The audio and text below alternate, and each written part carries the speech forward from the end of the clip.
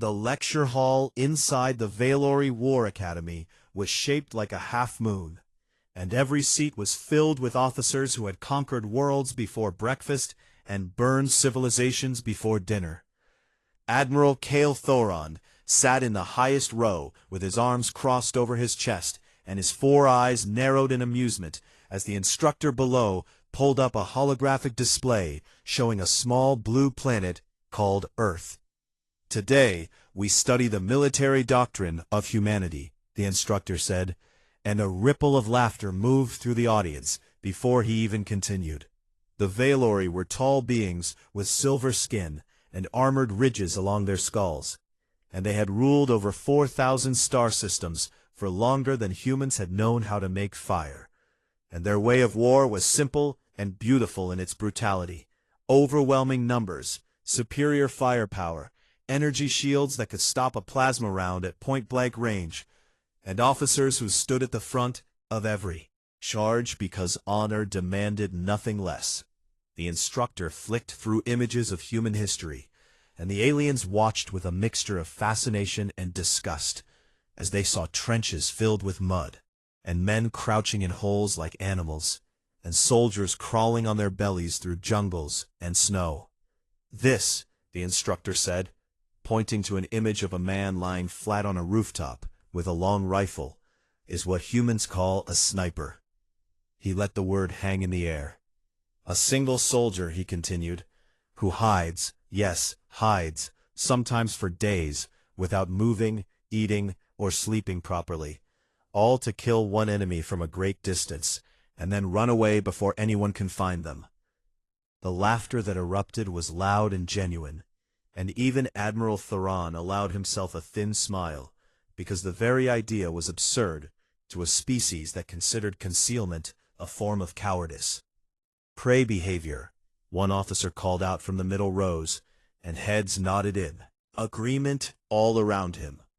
The instructor smiled and moved on to other examples of human warfare: ambushes, booby traps, guerrilla campaigns, psychological operations, and each one drew the same reaction from the audience, a kind of horrified amusement, like watching a small animal try to fight a predator by biting its ankle. 6,000 light-years away from that lecture hall, on a dusty forward operating base on the border world of Ythera 6, Sergeant Ilara Cross stepped off a transport ship and felt alien dirt crunch under her boots for the first time. She was not tall, and she was not imposing, and she did not look like the kind of person who belonged on a battlefield surrounded by 7-foot, silver-skinned warriors who could crush a human skull with one hand. But there was something in her eyes that made the other human soldiers stand a little straighter when she walked past. A stillness, a patience, the calm, steady gaze of someone who had learned long ago that the calmer, loudest person in the room was rarely the most dangerous one. Ilara had been a sniper for 14 years, and in that time she had learned to control her breathing so perfectly that her heartbeat barely registered on medical scanners when she was behind a rifle, and she had learned to wait in positions so uncomfortable that her muscles screamed for hours, while her mind stayed as quiet and focused as a frozen lake.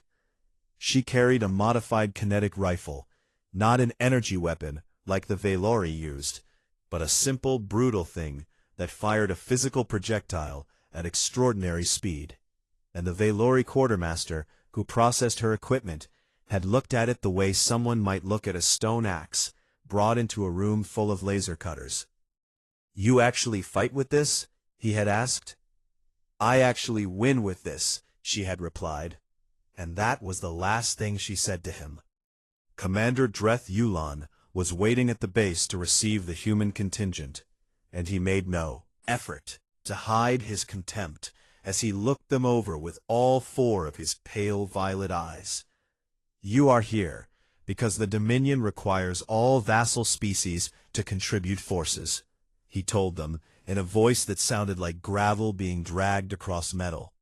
"Not because anyone believes you will be useful." He assigned them to a support role: supply management, equipment maintenance, perimeter monitoring. The kind of work that kept soldiers busy without ever letting them near actual combat. And the human soldiers accepted their orders with the quiet discipline that Dreth mistook for submission. But Alara did not spend her downtime resting or complaining like some of the others. Instead, she watched. She watched the Valori train, and she noted how their officers always stood at the front of every formation, because their culture demanded visible leadership. And she thought about what a gift that was to any enemy with a long-range weapon and a scope. Their shields activate during drills, and she noticed that the energy barriers were calibrated to deflect plasma bolts and laser fire, but had no setting for kinetic impacts, because no advanced species in the galaxy still used physical projectiles, except humans. She watched their tactical communications and realized that every order flowed from the top down through a rigid chain of command, with no room for individual initiative, which meant that if you removed the head, the entire body would stop moving. And she watched the horizon beyond the base, where the land rose into jagged ridges and deep canyons, and she began to memorize the terrain the way a painter memorizes a landscape. Every shadow, every angle, every place where a patient person could disappear and become invisible. She requested a topographic map of the region from the base's data archive, and the Valori clerk who processed the request looked at her with confusion.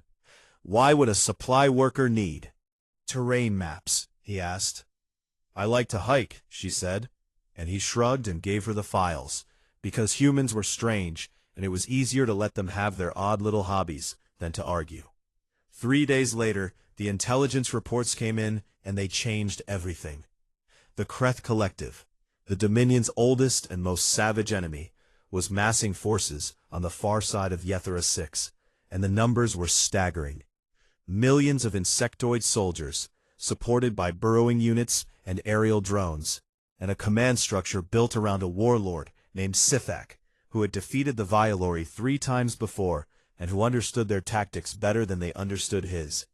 Commander Dreth began preparing his forces in the standard Valori way: shielded phalanx formations, fixed energy cannon positions, officers positioned at the vanguard where they could be seen and followed.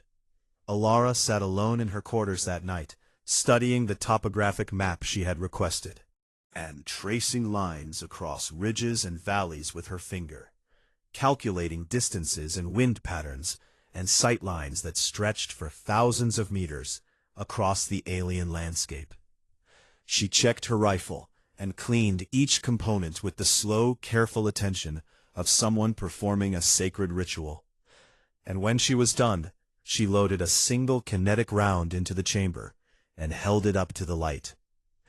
It was a small thing, just metal and physics and human stubbornness packed into a shape no bigger than her finger. But wars had been won with less. Outside the base, the wind picked up and carried dust across the plains, toward the dark ridges where something terrible was coming. And Alara Cross closed her eyes and did what she had always done best. The Valori battle line stretched across the plains of Yethera 6 like a wall of silver and light. And it was beautiful in the way that terrible things sometimes are. Thousands of soldiers stood in perfect formation, with their energy shields overlapping to create a shimmering barrier that hummed with power. And behind them, the fixed cannon positions were dug in and ready, their barrels pointed toward the dark horizon where the Kreth were coming. And at the front of every unit stood the officers, with their tall ceremonial crests, catching the alien sun, because that was how the Valori had always fought, with pride visible and honor on full display. Commander Dreth Yulan stood at the center of the line and felt the old familiar thrill of battle rising in his chest, because this was what he had been born for. This was the purpose of every Valori warrior, to stand firm against the enemy and break them with superior power. He did not think about the humans at all. They were somewhere behind the lines doing whatever small tasks they had been assigned, and they were not his concern, because this was a real war, and real wars were won by real soldiers, not by soft-skinned creatures who weighed half as much as a Valori child. The Kreth came at dawn. They did not come like an army, they came like a tide. The ground itself seemed to move as millions of insectoid bodies surged across the plains, their chitinous armor clicking and scraping in a sound so massive that it drowned out the Valori war drums. And above them flew clouds of aerial drones that darkened the sky like a living storm. Warlord Scythak watched from his mobile command platform behind the swarm, and his compound eyes glowed with cold intelligence as he directed his forces with bioluminescent signals that pulsed from specialized organs on his thorax, each flash of light sending commands to thousands of soldiers who moved as one. Before and he knew their weakness, they were rigid, predictable, and utterly dependent on their officers. So the first thing he did was send his burrowing units deep underground to emerge behind the Valori lines and strike at the command positions. The first Valori officer fell 20 minutes into the battle, when a burrowing Kreth erupted from the ground beneath his feet and dragged him down before his guards could react. And the unit he commanded, 300 elite soldiers, immediately faltered because they had not been trained to act without orders from above. The second officer fell 10 minutes later, and the third 5 minutes after that. The shielded formations that had looked so impressive at dawn began to crack as units lost coordination, and the Kreth swarm poured through every gap like water through broken stone.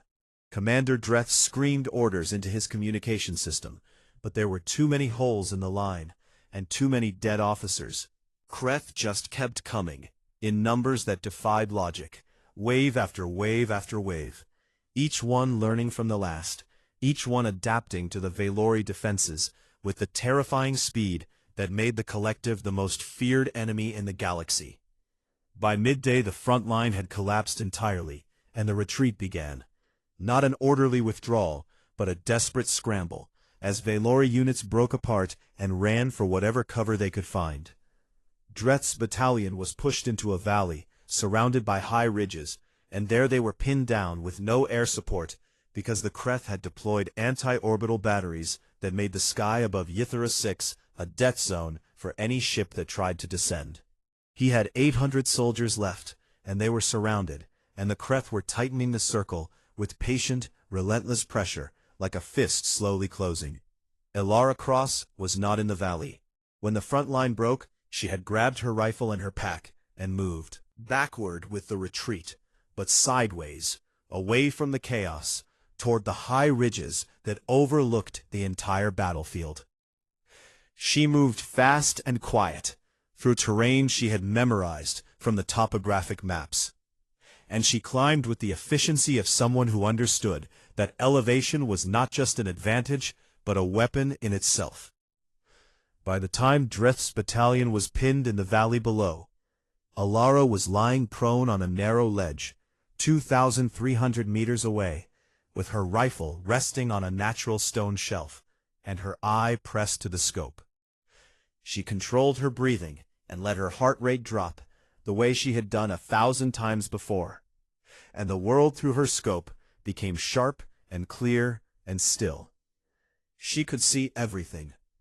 She could see the Kreth swarm moving in coordinated patterns around the valley. Thousands of insectoid soldiers flowing like streams of dark water across the terrain. And she could see the bioluminescent flashes that controlled them, bright pulses of colored light coming from larger Kreth positioned behind each wave, the coordinators who served as the nervous system of the entire army. Without those coordinators, the swarm was just a mob, dangerous but directionless, capable of destruction but not strategy. Elara found the first one in her scope, a Kreth coordinator standing on a raised mound behind the eastern wave, its thorax pulsing with rapid green light as it directed several thousand soldiers toward a gap in Dreth's perimeter. She calculated the distance, the wind speed, the strange way Ythera 6's thick atmosphere bent light at long range, and the subtle gravitational pull that was slightly stronger than Earth's. Then she exhaled half a breath and held the rest inside her lungs, and her finger touched the trigger, the way a musician touches a string, not with force, but with precision. The rifle kicked against her shoulder, and the kinetic round crossed 2,300 meters in just under 3 seconds, and struck the Kreth coordinator directly through its cranial plate. The bioluminescent signal went dark instantly. Below in the eastern sector, the Kreth swarm stumbled as if someone had cut an invisible thread that held them together, and soldiers who had been moving with perfect coordination suddenly began milling in confusion, bumping into each other, losing direction. Alara was already finding her second target. Another coordinator, this one on the western flank, pulsing with blue light, directing a burrowing unit toward the valley floor. She adjusted her scope and fired again, and the second coordinator dropped, and the western assault faltered, and the burrowing unit stopped mid-dig and began circling aimlessly, like ants who had lost the scent trail. Third shot, a sub-commander positioned behind the northern wave, the highest-ranking Kreth she could see in that sector. The first night on the ridge was the coldest Alara had ever endured, and the wind came down from the mountains of Yathera 6, like a blade made of ice. But she did not move from her position, because movement was death, and stillness was survival. And she had learned that lesson so deeply, it was written into her bones. Corporal Mace Duran arrived at her position just before dawn, a young human with sandy hair and quick eyes, who had volunteered the moment Dreth put out the request for a spotter. And he crawled the last 200 meters on his belly through loose alien gravel to reach her without being seen. "Sergeant Cross," he whispered, as he settled in beside her. "Call me Alara," she said without taking her eye from the scope. "And keep your voice lower than that, because sound carries different on this planet." Mace nodded and pulled out his spotting equipment, and within minutes they had established the oldest partnership in human warfare. Spotter. Two people working as a single mind, across distances that would make most soldiers feel helpless.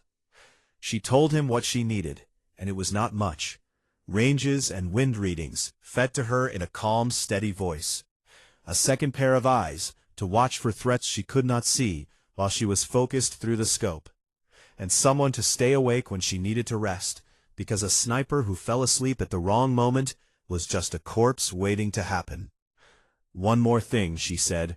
"We move after every 2 or 3 shots, never more, because the third shot from the same position is the one that gets you killed." Mace had trained as a spotter, but he had never operated in a real combat zone before, and his hands trembled slightly as he adjusted his equipment. But Alara did not comment on it, because fear was natural, and only fools pretended they did not feel it. Below them, the valley was a nightmare of sound and light, as the Kreth continued their siege, and the Valori held their ground with desperate energy. But from the ridge, everything looked small and distant and almost peaceful. Tiny flashes of weapons fire, like fireflies in a dark garden, and the slow, patient movement of Kreth swarms, tightening their grip hour by hour. Alara fired her first shot of the day at a coordinator directing reinforcements toward the southern approach, and the round traveled 1,900 meters and hit clean, and the reinforcement waves scattered like leaves in a wind. They moved 200 meters to a new position she had scouted the night before, a shallow depression behind a broken rock formation that gave her a different angle on the battlefield. And they settled in, and she fired twice more, and 2 more coordinators dropped, and 2 more swarm sectors fell into confusion. They moved again. This became the rhythm of their war. Shoot, move, hide, watch, shoot again. It was nothing like the grand battles the Valori fought. With their shining formations and their proud officers standing tall for all to see. It was small and dirty and patient, and it was winning. By the end of the first day, Alara had killed 11 Kreth coordinators, and the effect on the battlefield was staggering, because each coordinator controlled thousands of soldiers, and without them, those soldiers became mindless, aggressive, but purposeless. And the Valori in the valley found themselves facing a force that was losing its ability to think. On the second day, the Kreth began to adapt, because that was what the collective did. They learned, and they changed, and they evolved faster than any species in the galaxy. And Warlord Sithak, watching from his command platform far behind the lines, felt something he had not felt in any of his previous campaigns against the Valori: confusion. His coordinators were dying, and he could not understand how, because the Valori were pinned in the valley and had no long-range weapons that could reach his command elements, and the kills were too precise to be artillery, and too spread out to be a single weapons platform. He ordered his intelligence units to analyze the attack patterns, and they came back with an answer that made no sense. All the kills were caused by single kinetic projectiles fired from elevated positions on the eastern ridge, and the positions kept changing, and the projectiles were not energy-based at all, but physical metal rounds of a type not used by any advanced species in the Dominion. A primitive weapon, his chief analyst reported, fired by what appears to be a single organism. Sifak's compound eyes flickered with something between disbelief and rage, because the idea that one creature with one weapon could be dismantling his offensive was an insult to everything the collective represented. He diverted an entire battalion, 5,000 soldiers, to search the eastern ridge, and they swept across the terrain in a methodical grid pattern designed to flush out whatever was hiding there. They found nothing. Ilara and Mace had moved to a position so well concealed that the Kreth search teams walked within 30 meters of them without detecting a thing, because Ilara had chosen the position specifically for its thermal masking properties, a natural rock formation that absorbed and radiated heat in a pattern that made any living thing behind it invisible to infrared scanning. They lay there motionless for 4 hours, while Kreth soldiers clicked and hissed around them, and Mace's heart was beating so hard he was certain the aliens could hear it. But Ilara's breathing never changed, and her pulse never rose, and when the search teams finally moved on, she simply adjusted her scope and went back to work. By the third day, something remarkable had happened in the valley below. The Valori soldiers had begun telling stories about the ghost on the ridge, a human who could not be seen and could not be found, and who killed with a weapon so primitive it should not have been able to reach them. And these stories spread through the ranks like fire through dry grass. Soldiers who had laughed at humans 3 days before now spoke Ilara's callsign with a reverence usually reserved for Valori war heroes, and some of them had begun painting small symbols on their armor, a human eye over cross lines, as a mark of respect for the invisible warrior who was saving their lives one shot at a time. Commander Dreth stood in his command post and watched the tactical display where the Kreth's coordinated assault was slowly falling apart, sector by sector. And he thought about how he had assigned the humans to supply duty because he believed they were too weak and too primitive to fight, and the shame of that memory burned in him like acid. He opened a private channel to his adjutant. "I was wrong about the humans," he said quietly. Sentence he had ever spoken, because Valori officers did not admit mistakes, but honesty demanded it, and Dreth had always valued honesty, even when it hurt. Far away on his command platform, Warlord Sifak received the latest casualty report. 31 coordinators killed in 3 days, all from kinetic rounds, all from impossible distances, and he finally accepted what his analysts had been telling him. There was something on that ridge that he did not understand, something that fought in a way no species in the galaxy fought, and it was destroying his army not with power, but with patience, not with overwhelming force, but with a single precise needle inserted again and again into the most vulnerable points of his command structure. He made a decision. He pulled 500 of his most elite hunter-killer units from the front line, soldiers bred specifically for tracking and close-quarters extermination. And he pointed them at the eastern ridge and gave them one order. Parentheses. The first trap was waiting for the Kreth hunters exactly where Alara knew they would enter the canyon network, because she had studied the terrain for 3 days, and she understood it the way a spider understands its web. Every thread, every angle, every place where something could be caught. She had placed 3 charges in the narrow mouth of the eastern pass on her second night on the ridge, buried under loose gravel, and connected to a simple pressure trigger made from salvaged components and human ingenuity. And when the first wave of Kreth hunters pushed through the gap in their tight predatory formation, the ground erupted beneath them, and the narrow walls amplified the blast and turned it into a hammer that crushed everything in the passage. 40 hunters gone in 2 seconds. The rest pulled back and regrouped with the cold, efficient discipline of elite soldiers, and then they split into 3 groups to approach through different routes. Fast, and they never made the same mistake twice.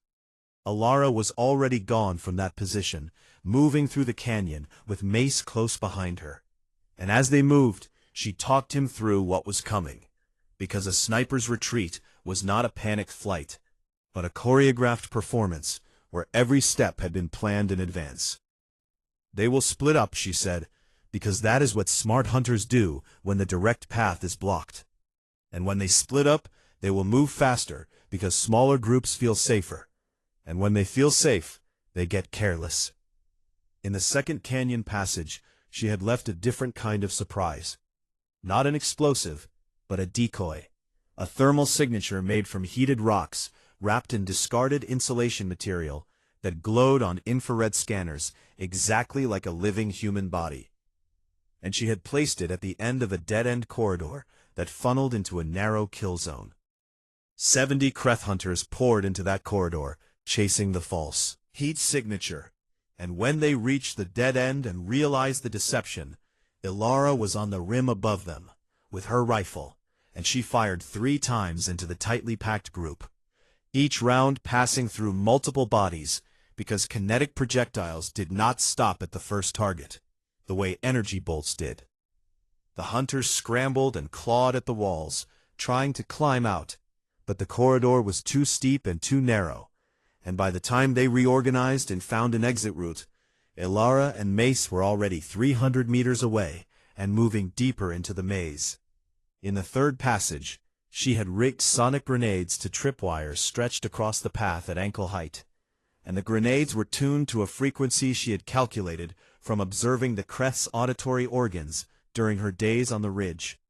A piercing shriek that was merely unpleasant to humans, but absolutely devastating to the Kreth's sensitive hearing structures, writhing on the ground, with fluid leaking from their audio canals. And the ones behind them hesitated for the first time, because they were beginning to understand that this canyon was not a battlefield, but a trap designed by something that fought differently than any enemy they had ever faced. This was human warfare at its most ancient and most lethal. Not the gleaming technology of energy shields and plasma cannons, but the old, brutal creativity of a species that had spent its entire evolutionary history being smaller and weaker than the things trying to kill it, and had survived anyway by being smarter and more patient and more willing to fight dirty than anything else on its planet. Mace moved behind Ilara through the narrow passages, and his respect for her grew with every step, because she navigated the maze without hesitation, turning left and right through gaps in the rock that all looked identical to him, but were clearly as familiar to her as the rooms of a house. They came around a sharp bend and ran directly into a Kreth patrol that had found a route Ilara had not anticipated. The lead hunter lunged at her with blade arms extended, and she dropped flat. The blades passed over her head, close enough to cut a strand of her hair, and Mace fired his sidearm into the creature's thorax at point-blank range. It staggered back, and Ilara rolled to her feet, and they ran. More hunters behind them now, close enough that she could hear the clicking of their limbs on the stone.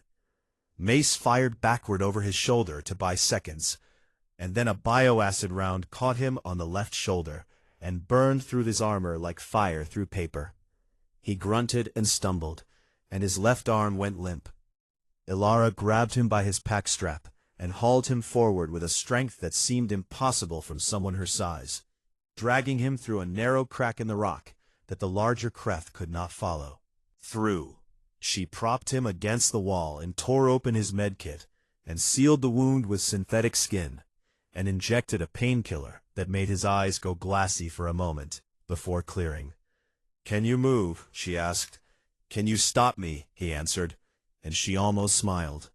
They kept moving, and behind them, the Kreth hunters were being funneled deeper and deeper into the canyon network, where every turn held another surprise, another charge, another decoy, another tripwire, and their numbers were shrinking with every passage they cleared, because this was not a hunt anymore, but an education in what happened when you chased a human into terrain they had already made their own.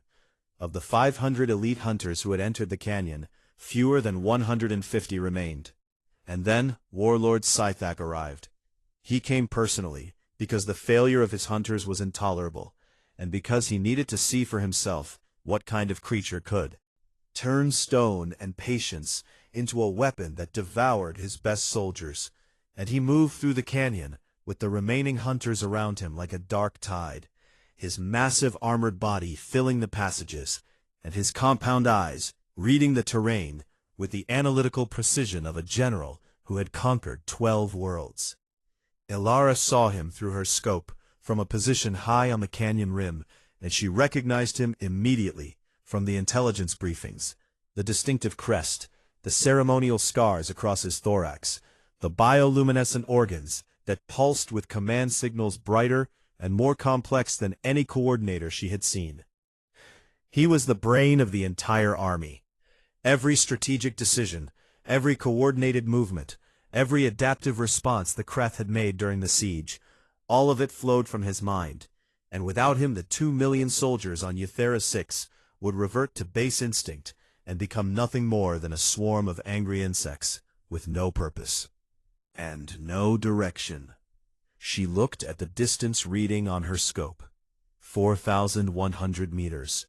It was an impossible shot by any standard in the galaxy. No Valori weapon could fire accurately at that range with a single round. No Kreth bioweapon could even reach that distance, and most human snipers would have called it suicide to attempt, because at that range, every tiny variable became a monster that could throw the round wildly off course. The wind was shifting in 3 different layers between her position and the target, and the atmosphere of Euthera 6 bent light in strange ways at long distance. And the planet's gravity was 11% stronger than Earth's, which meant the round would drop faster. And the planet's rotation would push the round slightly to the left over that distance, and she had to account for all of it simultaneously. She settled into her position and became perfectly still. Her breathing slowed until it was barely visible. Her heartbeat dropped to something that would have alarmed a doctor who did not know what she was. Mace lay beside her with his wounded arm pressed against his chest, and his spotting scope steady in his good hand. And he fed her the numbers in a whisper so quiet it was barely louder than breathing. Wind speed at 3 altitudes, temperature gradient, humidity, barometric pressure. And she absorbed each one and made the adjustments with fingers that moved in increments too small to see. She placed the crosshairs not on Sithak, but on a point in empty air 4 meters to the right and 6 meters above his head. The point where the round needed to be when it left the barrel, so that wind and gravity and rotation would carry it down and across that vast distance, and deliver it to exactly the right place at exactly the right time. "Send it," Mace whispered. She fired. The round left the barrel at 3 times the speed of sound, and it crossed 4,100 meters in just under 5 seconds. And during those 5 seconds, it was pushed and pulled by every force she had calculated, and a few she had only guessed at. And it arrived at the end of its journey, with all the quiet certainty of something that had been inevitable from the moment it was born. Warlord Scythak's head snapped back. His bioluminescent organs flared once, a bright, chaotic burst of meaningless light, and then went dark. He fell. Across the entire battlefield of Euthera 6, the effect was instantaneous and total, because the Kreth Collective was a network, and Scythak was its central node. And when he died, the network did not just lose a leader, it lost its ability to think. 2 million Kreth soldiers stopped coordinating at the same moment, and the organized siege became a disorganized mob, and the swarm patterns dissolved into random movement, and the burrowing units stopped digging, and the aerial drones began flying in circles. The entire war machine that had been crushing the Vylori for 3 days simply fell apart like a puppet whose strings had been cut all at once. The Vylori in the valley looked up in disbelief as the pressure that had been killing them evaporated. And then Commander Dreth gave the order to counterattack, and the Silver Formation surged forward into an enemy that could no longer fight back with any coherence. And within hours, the Kreth were routed and fleeing across the plains in a scattered retreat that had no direction and no purpose. When the Vylori medics finally reached Alara's position on the canyon rim, they found her sitting with her back against a rock, and her rifle across her knees, and Mace unconscious beside her, with his wound freshly rebandaged. And she was looking out at the horizon, with eyes that were very tired, but very calm. One of the medics knelt beside her, and said something in Vylori that she did not understand, and then switched to the common trade. "The battle is over," he said. "You are safe." Alara looked at him, and then looked back at the horizon, where dust clouds marked the Kreth retreat stretching all the way to the edge of the world. "Is there another target?" she asked. The medic stared at her and did not know what to say, because he had just watched one human with one rifle end a war that his entire species had been losing. And he realized that he did not understand humans at all, and that maybe nobody in the galaxy did. The news of what happened on Euthera 6 traveled across the Vylori Dominion faster than any warship could fly, because information moved at the speed of disbelief, and disbelief was very fast when the story involved a single human stopping a 2 million strong army with a weapon that most galactic species kept in museums. The official military report was classified at the highest level, but it leaked within hours because soldiers talk, and the soldiers who had been in that valley had a story they could not keep inside themselves, and within a week every officer in the Dominion had heard some version of the tale about the ghost on the ridge. Some versions were exaggerated. They said she had killed 1,000 Kreth with 1,000 shots, that she could see through walls, that she did not need to eat or sleep. But the truth needed no exaggeration, because the truth was remarkable enough on its own. 34 coordinators and sub-commanders killed across 3 days, from distances between 1,000 and 4,100 meters. Every shot a single kinetic round. Every target chosen with surgical precision to cause maximum disruption to the Kreth command network. And then the final impossible shot that killed Warlord Scythak and ended the entire offensive in a single heartbeat. The Vylori Military Council convened an emergency session to discuss the implications, and the chamber was full of admirals and generals who had spent their careers believing that war was won by whoever brought the most shields and the biggest cannons. And they sat in uncomfortable silence as the analysts presented the data. Admiral Kale Thoron listened to every word and remembered the lecture at the War Academy, where he had sat smiling while an instructor mocked human tactics, and the memory made him feel something that Vylori admirals rarely felt: foolish. He requested permission to visit the forward medical station on Euthera 6, granted it without hesitation because everyone wanted answers, and Thoron was the one willing to go get them. He found Alara Cross in a recovery ward, sitting upright on a bed that was far too large for her, because it had been designed for Vylori bodies, and she was reading a datapad with her rifle leaning against the wall beside her, within arm's reach. She looked small in that room, small and tired and entirely ordinary, and Thoron had to remind himself that this unremarkable creature had just rewritten the military history of his civilization. "Sergeant Cross," he said, and he lowered his head slightly, which was the Valori gesture of respect between equals, something he had never offered to a non-Valori in his entire life. Ilara looked up at him and nodded. He sat down across from her and studied her face with all four of his eyes and searched for something extraordinary, some physical feature, some visible power, some sign that she was different from the other humans he had dismissed so easily. But there was nothing, just a pair of steady dark eyes in a tired face, and the calm patience of someone who was always watching and always thinking. "Tell me about your way of war," he said. Ilara was quiet for a moment, and then she began to speak in that simple, direct way of hers. No dramatic speeches or proud declarations, just clear, honest words laid out one after another, like stones forming a path. She told him about concealment, how humans had learned that being unseen was more powerful than being armored, because armor said, "I am here, try to kill me," while concealment said nothing at all, and silence was the most terrifying message a battlefield could send. She told him about patience, how human snipers trained themselves to lie motionless for days, in positions that would drive most beings insane, because the shot that mattered was never the first one available, but the right one, and the right one, sometimes, took hours or days to appear. She told him about economy of force, how one bullet in the right place could do what 1,000 cannon volleys could not, because destruction was easy, but disruption was an art, and the art was knowing where the enemy's mind lived, so you could kill the mind without ever touching the body.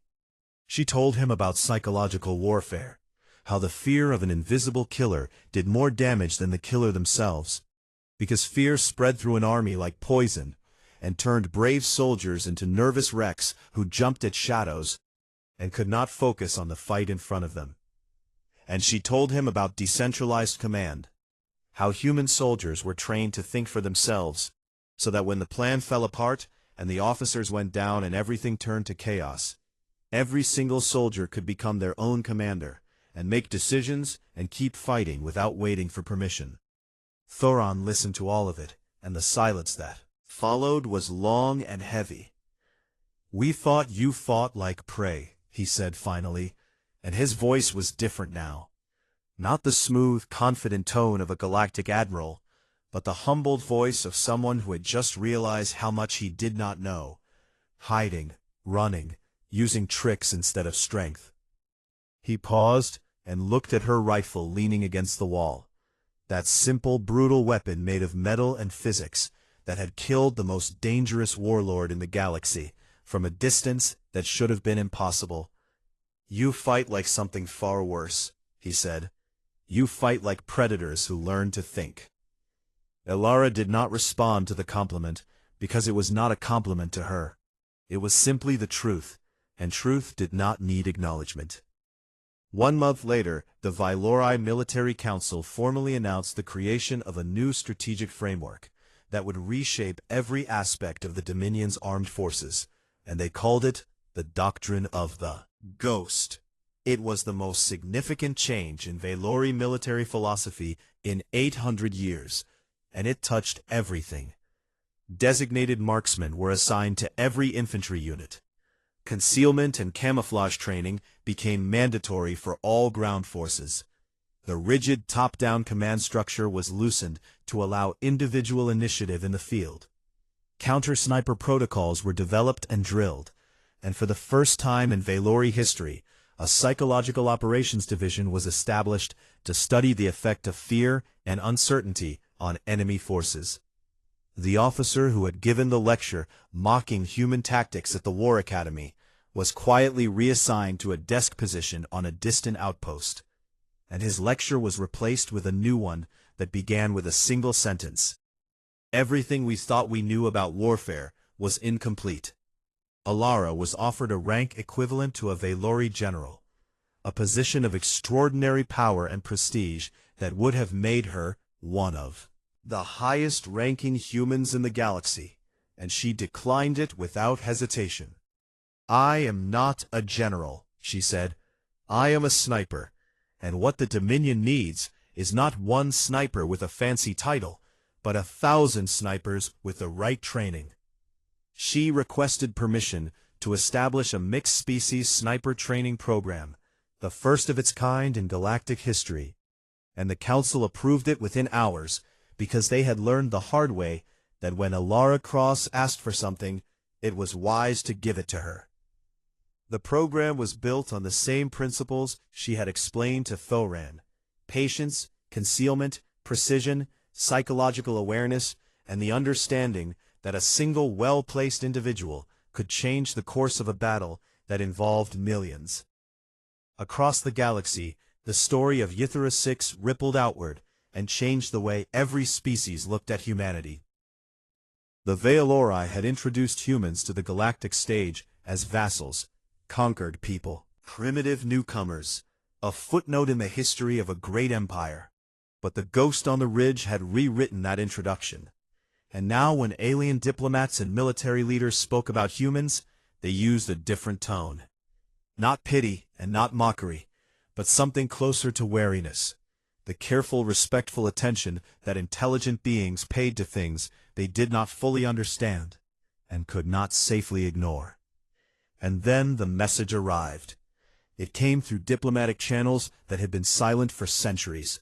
A direct communication from the Kreth Collective, and it was addressed not to the Veilori Dominion that had been their enemy for 1,000 years, but to humanity specifically. The message contained a single line translated from the Kreth chemical language into the common trade tongue, and when it was read aloud in the Veilori Council chamber, the room went completely silent. "We do not wish to fight the ones who kill what they cannot see." Not a surrender, and it was not a peace treaty. It was something rarer and more significant than either of those things, because it was an acknowledgement from the most dangerous predatory species in the galaxy that they had encountered something they feared. And the Kreth feared nothing except extinction, and the humans who had shown them a new way to find it.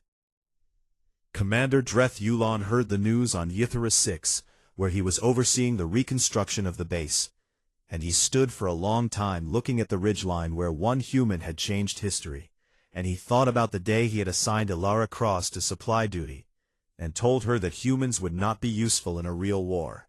He laughed at himself, a harsh, bitter sound that carried across the empty plains, because he had been the biggest fool on the planet, and the universe had made sure he knew it. On the first day of the sniper training program, Alara stood before her inaugural class in a training facility that had been built specifically for this purpose, and she looked out at the faces before her.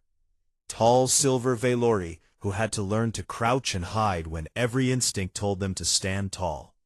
Massive Drethkin, whose heavy bodies would need to learn a new kind of stillness. Nimble Ceylani, whose 4 arms could steady a rifle in ways humans could only dream of. They were all watching her with the intense focus of students who understood that what they were about to learn could save their lives and win wars and change the balance of power in the galaxy. Alara held up a single kinetic round between her thumb and forefinger. A small thing, dull metal, no larger than the tip of her smallest finger. "This is the most dangerous weapon in the galaxy," she said, and her voice was calm and quiet, and carried the absolute certainty of someone who had proven it. Not because of what it does, but because of the mind that decides when to use it. She set the round down on the table in front of her, and looked at her students, and they looked back at her. And in that silence was the beginning of something new. A galaxy that would never again make the mistake of underestimating the small, the quiet, and the patient. Because the humans had come to the stars, and they had brought with them the oldest lesson their species had ever learned. You do not need to be the loudest voice in the room. You do not need to be the biggest body on the field. You just need to be the one who waits and watches and chooses the right moment to act. And when that moment comes, you do not hesitate and you do not miss. And if the galaxy had not understood that lesson before Ythera 6, then it understood it now. Because somewhere on every battlefield from that day forward, there would be a shadow that was not a shadow, a stillness that was not empty, a silence that carried death inside it, with the patience of the species that had clawed its way up from the mud of a small blue world, and learned to reach the stars, not by being the strongest, but by being the ones who never stopped thinking.